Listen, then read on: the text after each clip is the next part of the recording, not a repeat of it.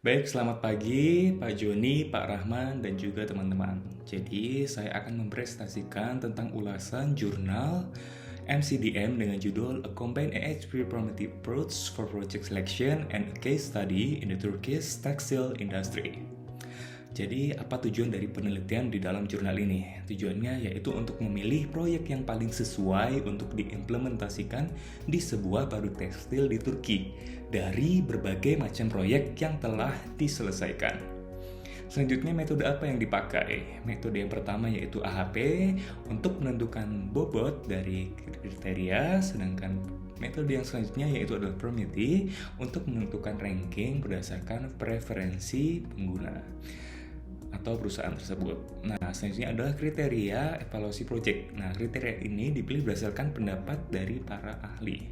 Nah, terdapat 7 kriteria mulai dari biaya, kepuasan pelanggan, produktivitas, return on investment, kesehatan pekerja, kepuasan karyawan, hingga kontribusi pada aktivitas 5S.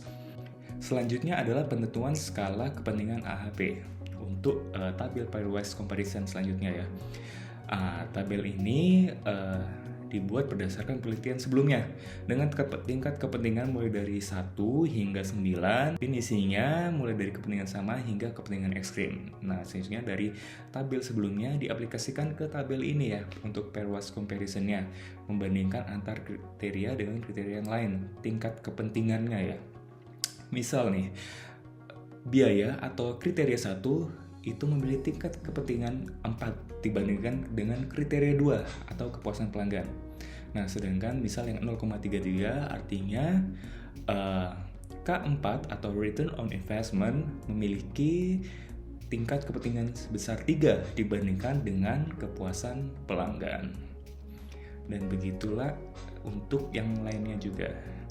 Nah, selanjutnya ini merupakan hasil perhitungan bobot dari kriteria ya. Jadi setelah menggunakan pairwise comparison tadi dilakukan perhitungan dengan normalized matrix sehingga dihasilkan bobot sebagai berikut, mulai dari biaya yang paling tinggi ya sebesar 33,98% hingga yang paling kecil yaitu kesehatan pekerja atau kriteria 5 ya sebesar 4,74%. Nah, nilai konsistensi rasio dari perhitungan ini sebesar 0,08. Nilai ini lebih kecil dari 0,1 sehingga hasil bisa dikatakan konsisten.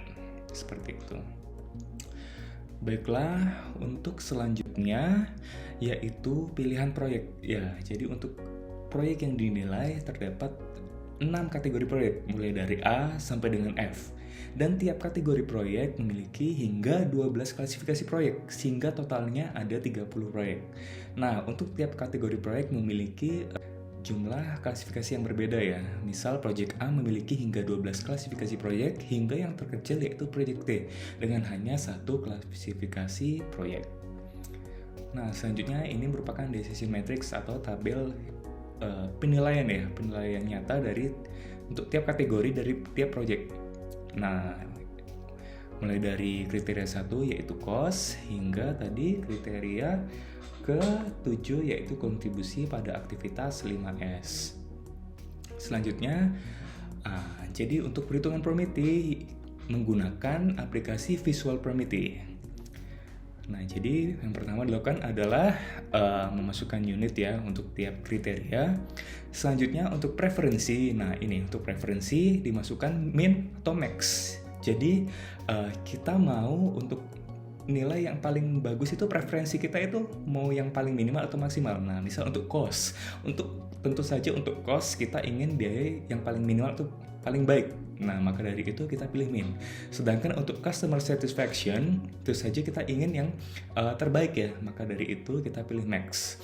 Selanjutnya untuk weight atau bobot, kita masukkan sesuai dengan hasil pembobotan dari pairwise comparison tadi ya, sesuai dengan nilai yang sudah dihitung tadi. Selanjutnya untuk preferensi ini beragam ya, untuk kriteria 1 V-shape, kriteria 2 usual, selanjutnya usual, Gaussian, usual, dan juga V-shape.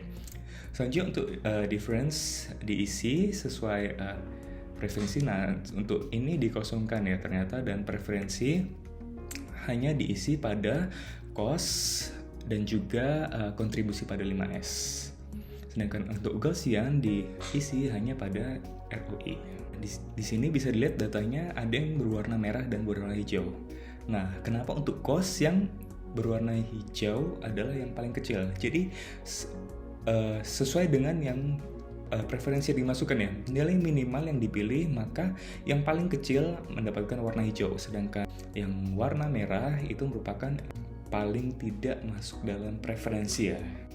Nah, selanjutnya untuk hasil perhitungan langsung tampil ya setelah menggunakan aplikasi tersebut. Nilai net flow tertinggi yaitu pada proyek C2 dengan nilai 0,3385, sehingga proyek yang dapat dipilih sebagai pilihan utama adalah proyek C2.